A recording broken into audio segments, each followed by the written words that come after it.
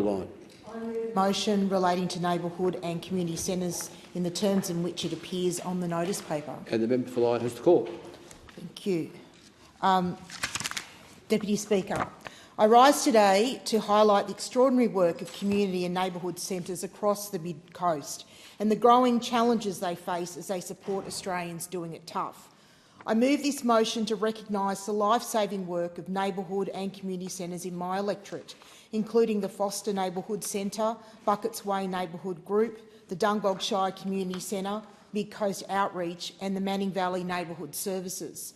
Each does invaluable work and provides vital services, including emergency relief, advice and referrals, child and family support, no-interest loan schemes and various community programs. At the Dungog Community Centre, demand for support continues to rise as cost of living pressures bite deeper into regional households.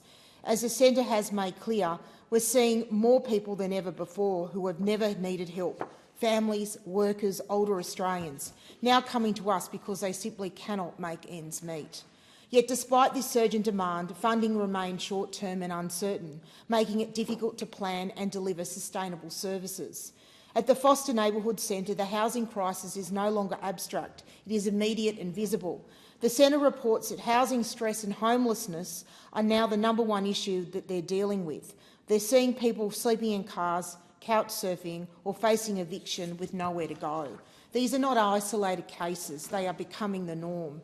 In Gloucester, the Gloucester Neighbourhood Centre is grappling with the realities of serving a dispersed, often isolated population. As they've said, we've expected to do everything from food relief to disaster recovery support, with limited staff and heavy reliance on volunteers. And those volunteers are stretched to their limits. Meanwhile, Mid-Coast Outreach Services is taking services directly to people across vast regional distances, often at significant cost. They note that the cost of delivering outreach services across our region is rising rapidly, particularly fuel and transport, while demand continues to grow. Deputy Speaker, across all these organisations, the story is the same. Demand is surging, needs are becoming more complex, and yet the resources available to meet those needs are not keeping pace. The Buckets Way Neighbourhood Group has had $100,000 worth of federal government funding received via the Salvation Army cut.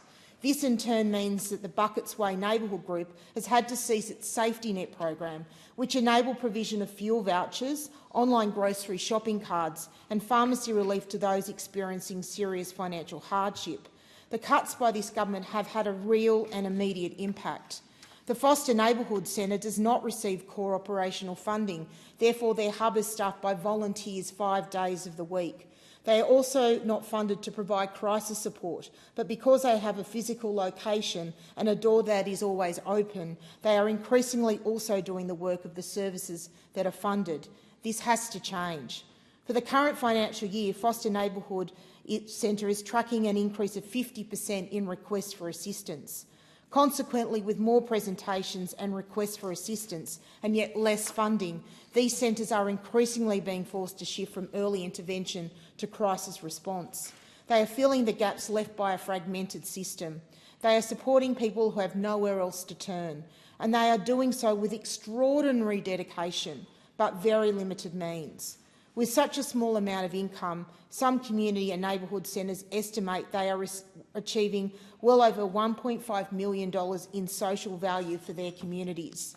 This needs to be recognised and resourced appropriately by both levels of government. If we are serious about supporting regional communities, then we must recognise that community and neighbourhood centres are not optional extras, they are essential infrastructure.